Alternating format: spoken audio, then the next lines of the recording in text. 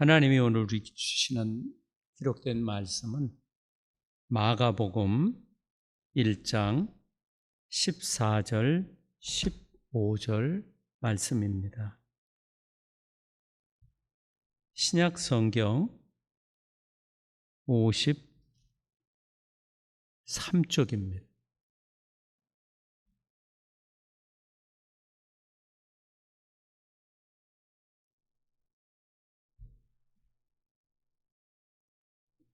요한이 잡힌 후 예수께서 갈릴리에 오셔서 하나님의 복음을 전파하여 이르시되 때가 찼고 하나님의 나라가 가까이 왔으니 회개하고 복음을 믿으라 하시더라. 아멘. 같이 한번 읽죠. 요한이 잡힌 후 예수께서 갈릴리에 오셔서 전파하여 이르시되 때가 찼고 하나님의 나라. 아멘.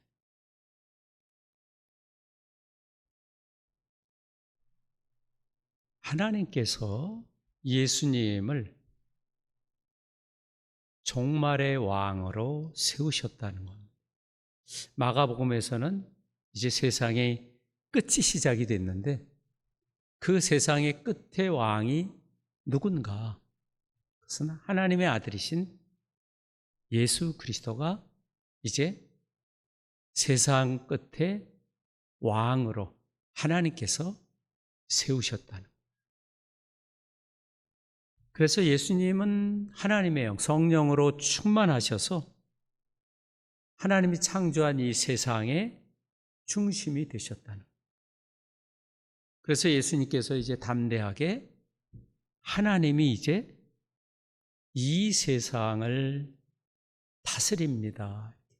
선포하시는 하나님의 나라라는 것은. 하나님의 나라는 하나님의 주인이잖아요. 하나님의 왕으로서 이 세상을 다스리는 나라가 이제 우리 눈에 시작이 되었다는 겁니다. 그렇기 때문에 복음을 믿어야 돼요. 왜냐하면 복음은 하나님이 구원하기 때문에. 하나님의 생명의 말씀, 하나님의 그 구원의 약속이 복음이기 때문에 이제 복음을 믿어야 된다. 그래서 회개로 부르는 겁니다. 회개하고 복음을 불러라. 주님이 오셔서 회개가 시작이 됩니다.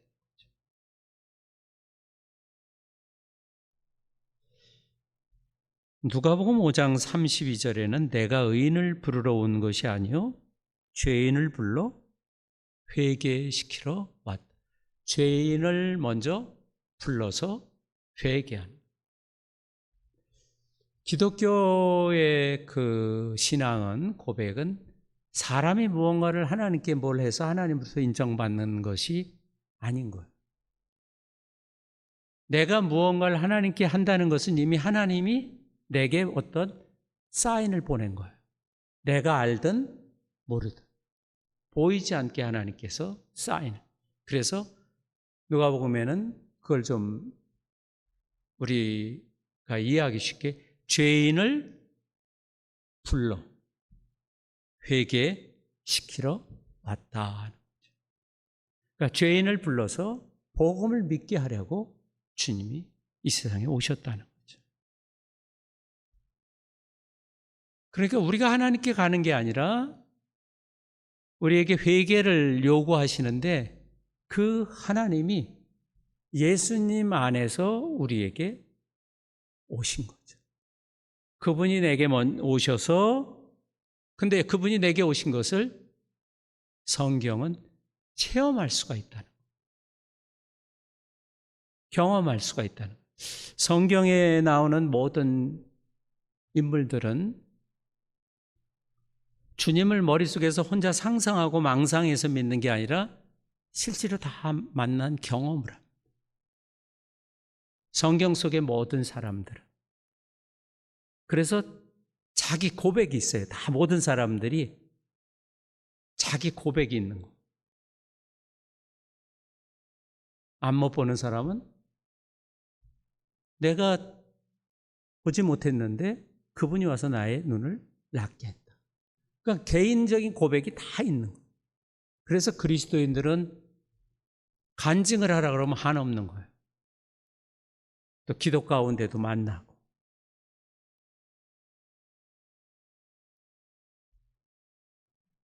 예수님이 죄인을 부르러 이 세상에 오셨다는 것은 하나님이 우리에게 오셨다는 거죠. 그래서 이 하나님을 경험하는 경험 속에서 우리는 회개가 가능합니다. 그래서 회개는 내 안에서 일어나는 내 능력이 아닌 거예요.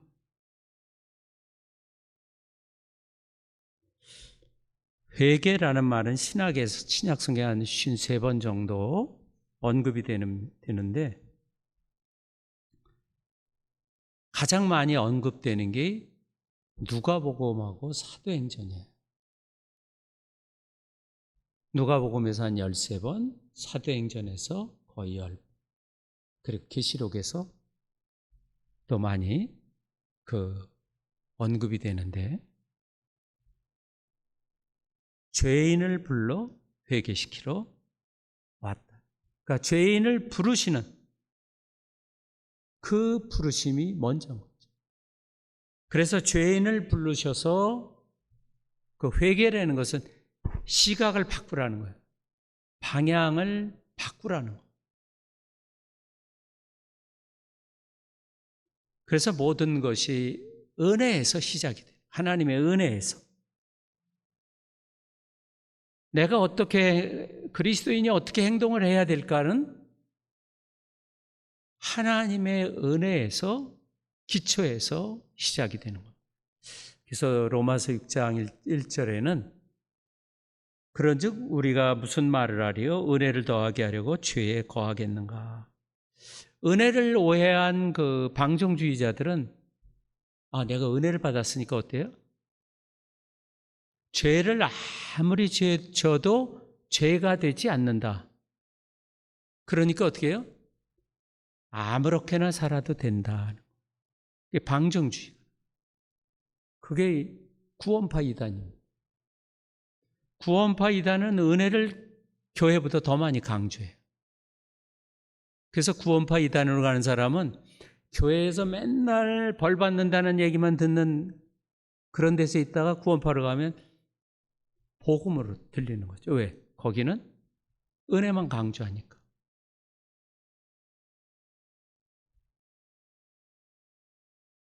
그래서 하나님의 은혜가 내가 죄를 져도 괜찮은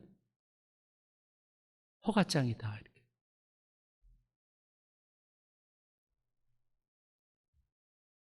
그리스도인은 우리는 구원을 받았기 때문에 하나님의 은혜의 기초에서 우리는 행동하는 거죠. 그렇기 때문에 하나님을 경외하고 그분의 은혜에 감사해서 행동을 하는 거죠.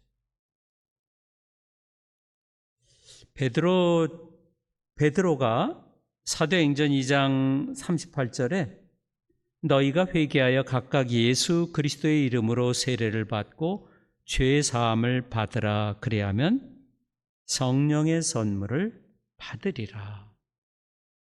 회개하라고. 이때 그 사람들이 양심에, 그러니까 마음에 베드로의 설교를 듣고 찔려가지고 깊이 괴로워하는 거죠. 베드로가 얘기하는 회개하라는 거죠. 회개라는 것은 자기의 자기의 잘못을 통찰하라는 거예요. 그 이냐시오가 얘기한 대로 반성 회개하는 거예요. 자기가 뭘 잘못했는지 알아야지 회개하잖아요. 자기가 잘못하지 않았는데 회개하는 건 불가능하잖아요. 그러니까 자기의 잘못을 통찰하고 그릇된 길에서 돌아서는 그 사람들에게는 바로 예수 그리스도, 하나님 보좌 우편에 계신 그 예수님이 심판자가 아니라 구원자라고. 우리는 예수의 이름으로 세례를 받았기 때문에 우리는 은혜의 지배를 받고 있는 겁니다. 우리는 은혜의 강물 안에서 헤엄치는 사람들이에요. 그렇기 때문에 그 은혜 아래서 우리의 삶을 결정하게 돼요. 은혜라고 해서 내 마음대로 하는 것은 아니라는 거죠. 그래서 예수님께서는 죄인을 불러 회개시키러 왔다. 그 구약 성경에서 회개라는 말이 나오는데, 회개라는 것은 사람들이 그 살아가는 삶의 방향을 새로운 방향으로 돌이키는 거예요. 그래서 보통 쉽게 이해할 때 유턴한다고 얘기하는 거예요. 가던 길에서 이렇게 유턴해 방향을 바꾼다는 거죠. 머릿속으로만 뭐 이렇게 생각하는 게 아니에요. 머릿속으로만 생각하고 후회한 사람이 있어요. 유다. 회개는 후회를 넘어서는 거예요. 삶을 바꾸는 거예요. 근데 거기에는 자기에 대한 죄에 대한 깊은 성찰, 하나님께 대한 죄, 자기가 사람들에게 지은 죄들을 깨달아야 돼. 그리고 그것에서 돌이켜야 돼. 그래서 잘못을 저지른 것을 뉘우치는 것, 또 그릇된 길에서 돌이키는 것. 잘못을 저지른 걸 뉘우치는 것뿐만이 아니라 그것으로 끝나면 회개가 아니고 뭐 유다도 했으니까요. 거기서 돌이키는 것, 행동 바꾸는 거죠. 신약 성경에서의 그 회개는 뭐 그와 크게 다르지 않는데, 자기의 그 허물, 자기의 죄에 대해서 생각을 어떻게 해요? 바꾸는 거예요. 그리고 돌이키는 거예요. 그러니까 돌이키니까 실제로 삶을 바꾼다. 그것이 회개의 정의입니다. 그래서 전 인격이, 내 자신이 그 죄에서 예수님께로 방향을 바꾸는 거예요. 사도행전 1장 19절에는 그러므로 너희가 회개하고 돌이켜 너희 죄 없이함을 받으라. 이같이 하면 새롭게 되는 날이 주 앞으로부터 이를 것이요. 이 회개와 믿음이라는 것은 예수님이 하신 말씀을 따라서 나는 그렇게 살겠습니다. 그게 마음 먹는, 난 예수님의 말씀대로 살겠습니다. 그게 믿음이고 또한 회개인 거죠.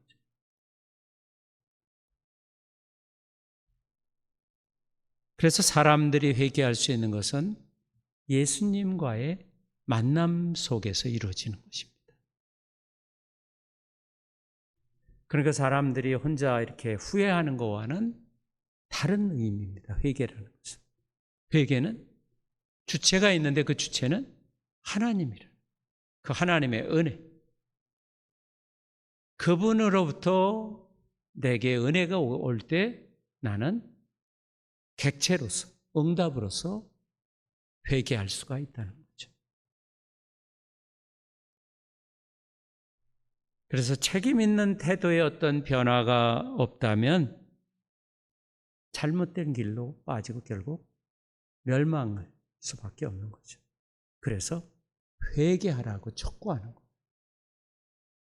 회개는 길이 여러 개인데 글리 가도 되고 일리 가도 되고 그냥 글리 가도 돼. 근데 좀 이게 좀 나은 길이야.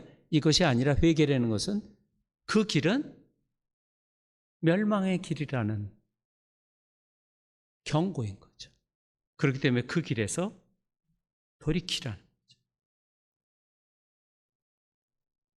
누가복음 10장 13절에 화 있을진저 고라시나 화 있을진저 벳사대하여 너희에게 행한 모든 권능을 두로와 시돈에게에서 행하였더라면 그들이 벌써 베옷을 입고 제에 앉아 회개하였으리라.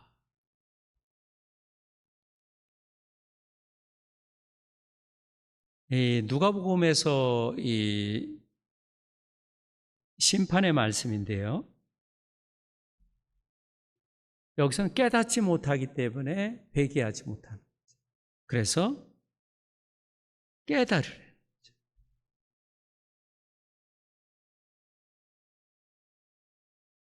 회개는 예수님이 요구하시는 거예요. 그래서 우리가 산상수훈에 얘기한 대로 자기 전 자신을 하나님께 바치는 거예요.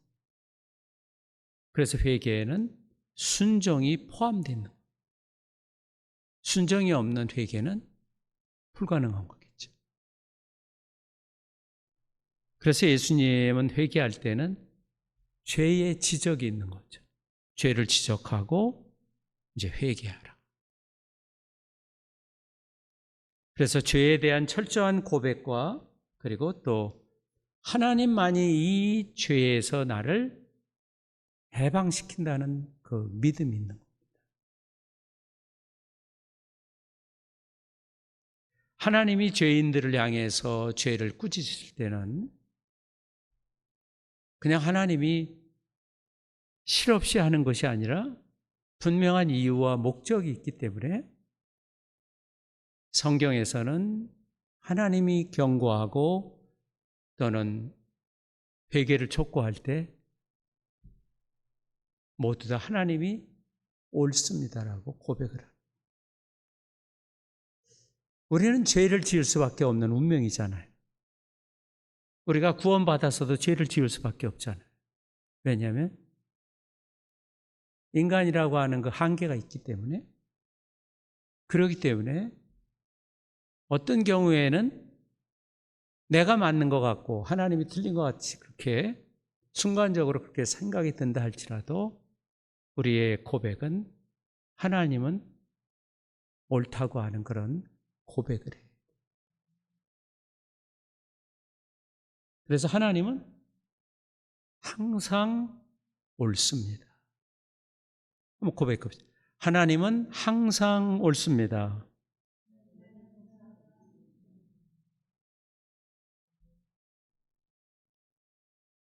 하나님이 이유 없이 경고하거나 또는 심판하는 분이 아님을 알아야 되죠.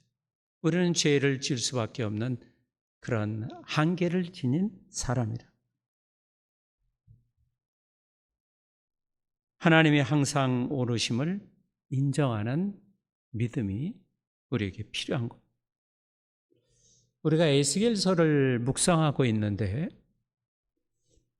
에스겔서는 아주 좀 독특합니다. 에스겔서 12장에서 에스겔 예언자는 그 이스라엘 백성들을 향해서 그 예언을 하잖아요. 뭐라고 예언하냐면 이스라엘 백성들이 회개하라는 거죠. 근데 문제는 깨닫지 못해서 회개 안 하는 게 아니라 들을 수도 있고 볼 수도 있는 눈은 있어요. 그러니까 뭐예요? 아는 거예요. 돌이키지를 않는 거예요. 아까 신약에서는 두 가지 의미가 있다네. 자기의 죄를 깊이 깨닫는 것, 그리고 그 삶을 터나는, 실천하는 거라고 했잖아요. 에스겔 예언자는 이들이 보고 들을 수 있지만 행할 생각이 없는 사람들을 향해서 경고하는 것. 근데 그들은 위기를 인정하지 않고 그냥 다 잘 될 거야 하는데 잘 되지 않는다는 거죠. 하나님이 경고했기 때문에. 그래서 자기의 죄와 현실을 솔직하게 깨닫고 회개하기를 바라는 거죠. 그래서 회개하지 않으면 하나님이 징계로 심판하신다. 오늘 여러분들이 에스겔서 묵상했잖아요. 거기서도 여전히 반복이 되죠. 그런데 보고 자기 죄인 줄 알고 보고 알고 깨닫는데 그걸 행동을 바꾸지 않는 그 사람들이 만약에 계속 그렇게 된다면 어떻게 될 것인가? 하나님이 경고를 했는데도 돌이키지 않는다. 그러면 하나님이 그들에게 징계한다. 그럼 징계의 고난 속에서 여호와가 하나님인 줄 알게 될 것이다. 에스겔서를 묵상하면서 여호와를 알라, 여호와가 하나님인 줄 알라라는 말이 가장 많이 나오는 게 에스겔서입니다. 다른 데서는 그냥 여호와를 알라 뭐 이렇게 경험적으로 아는 거예요. 근데 에스겔서는 하나님을 알되 회개하지 않으면 하나님의 징계의 고난 속에서 하나님이 하나님인 것을 고백하게 한다. 지옥도 그런 의미죠. 지옥에서도 예수님이 구원자인 줄 알 거 아니에요. 이 세상에서 깨닫지 못한다면 거기는 영원히 그냥 고난만 있는 게 아니라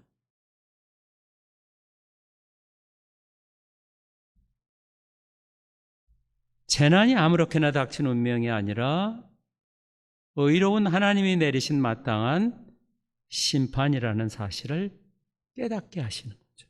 그래서 너희가 나를 여호와인 줄 그때야 알 것이다. 하나님의 사랑인 거죠. 하나님을 알게 하시니까.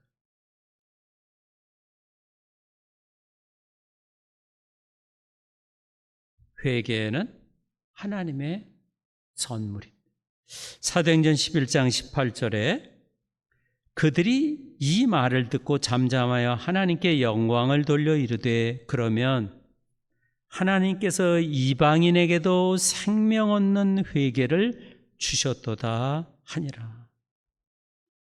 참된 회개는 우리 스스로 일으킬 수 있는 어떤 업적이 절대로 아니라고. 신앙도 마찬가지죠. 신앙도 내가 믿는다고 하는 어떤 그런 자부심이나 어떤 우쭐대거나 뻐길 수 있는 것이 아니라 하나님께서 회개를 선물하셔야만 돼요. 그래서 사도행전 5장 31절에 이스라엘에게 회개함과 죄사함을 주시려고 그를 오른손으로 높이사 임금과 구주로 삼으셨느니라.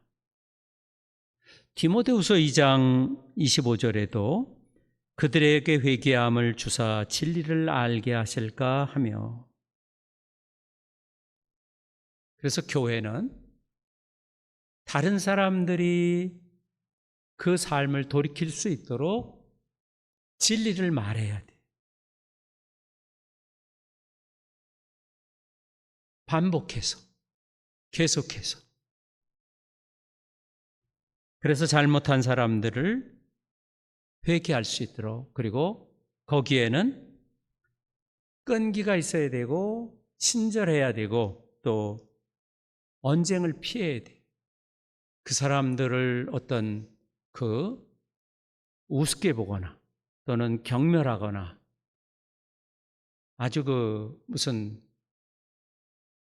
나와 다른 그런 어떤 차별적인 마음을 갖고 전하면 곤란하겠죠.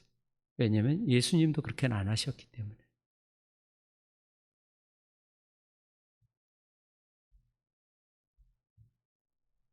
누가복음 19장에서 예수님을 만난 삭개오가 있습니다.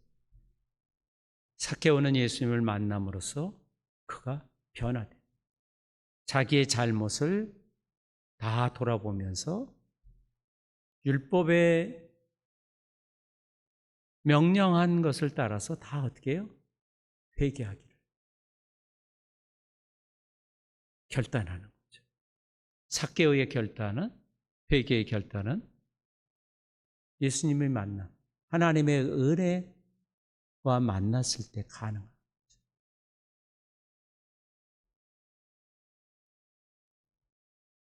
회개와 그리고 참회, 이것은 구원을 이루는 하나님의 은혜를 통해서, 즉 예수님의 만남을 통해서, 복음을 통해서만 깨달아지는 거죠. 우리 IQ의 어떤 인간의 그 지적인 능력으로 자기의 죄를 살필 수는 있어요. 근데 그것은 뭐예요? 그냥 윤리성에 그치는 거죠. 그것도 큰 거겠죠, 세상에서는. 그러나 우리 그리스도인은 그것을 넘어서서 세상의 창조주요 구원자이신 우리의 아버지이신 하나님의 그 사랑의 은혜에 붙들려서 우리 자신을 성찰하는 거죠. 그래서 우리 자신을 회개하는 거죠. 그래서 하나님께서는 회개하는 우리에게 회복의 은혜를 주시는 거예요. 그리고 새로운 복을 주시는 거죠. 우리가 생각하지 못했던 그러한 복을 주시는 거죠. 기도하죠. 들은 말씀을 붙들고 우리 같이 잠깐 같이 기도하겠습니다.